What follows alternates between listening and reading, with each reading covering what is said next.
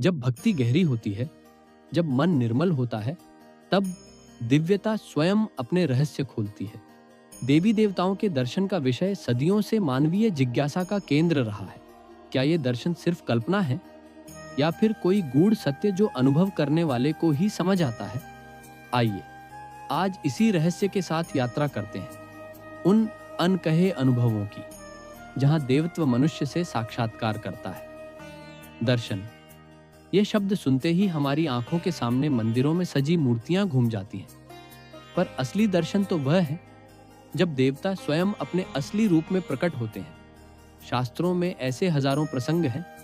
भगवान कृष्ण ने अर्जुन को विराट रूप दिखाया, मां दुर्गा ने भक्तों को युद्ध के मैदान में दर्शन दिए।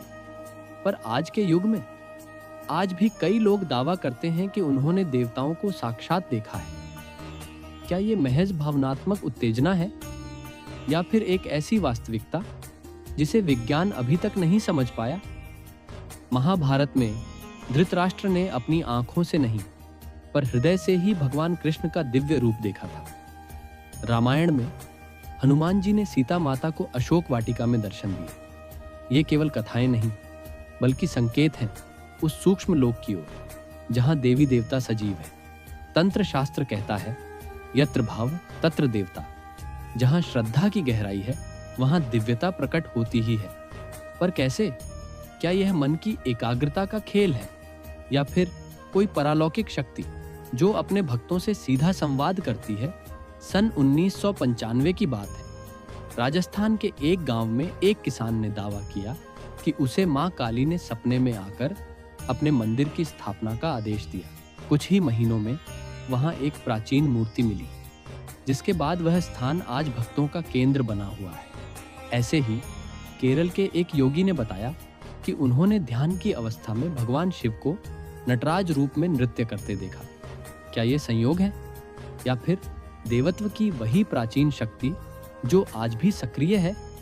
विज्ञान कहता है मस्तिष्क में होने वाले केमिकल रिएक्शंस ही ऐसे दर्शन पैदा करते हैं, पर आध्यात्म कहता है नहीं, यह भगवान की कृपा है। दिलचस्प बात यह है कि क्वांटम फिजिक्स अब मानने लगा है कि हमारा ब्रह्मांड ऊर्जा के सूक्ष्म तारों से बुना है। शायद देवी देवता भी उसी ऊर्जा के स्वरूप हैं जो भक्त के तरंगों से मेल खाते ही प्रकट हो जाते हैं। फिर चाहे वह मूर्ति हो, प्रकृति हो या फिर एक सपना, तो क्या कोई विधि है जिससे साधारण मनुष्य दिव्य दर्शन पा सकता है? आर्षि मुनियों ने बताया, शुद्धता, समर्पण और सतत साधना। भक्ति योग कहता है प्रेम से, ज्ञान योग कहता है वैराग्य से और तंत्र योग कहता है ऊर्जा को जगाने से। पर एक बात सभी मार्गों में समान है, अहंकार का त्याग। जब तक मैं है तब तक वह नहीं। शायद इसीलिए दर्शन उन्हीं को मिलते हैं जो खुद को शून्य करने का साहस रखते हैं। एक साधक ने बताया, जब माँ का दर्शन हुआ तो समय ठहर गया। शरीर नहीं, सिर्फ एक प्रकाश था और एक आवाज, तू मेरा है। दूसरे ने कहा, भगवान कृष्ण मेरे सामने बांसुरी बजा रहे थे। मैं रोया पर आंसू सूख चुके थे। ये अनुभव शब्दों में बांटे नहीं जा सकते। ये तो वो अमृत बूंदें हैं जो भक्त के हृदय में ही समा जाती हैं। दोस्तों, देवी देवताओं के दर्शन का रहस्य शायद कभी पूरी तरह न खुल पाए, पर शायद यही इसकी सुंदरता है। जैसे समुद्र की गहराई को नापना असंभव है, वैसे ही दिव्यता को पूरी तरह समझना भी। पर एक बात तय है, जो खोजता है उसे कभी ना कभी प्रकाश का एक कण जरूर मिलता है। शायद आपके पास भी कोई ऐसा अनुभव हो जिसे आप संयोग कहते हैं, पर क्या वह संयोग ही देवत्व का संदेश है? सोचिए।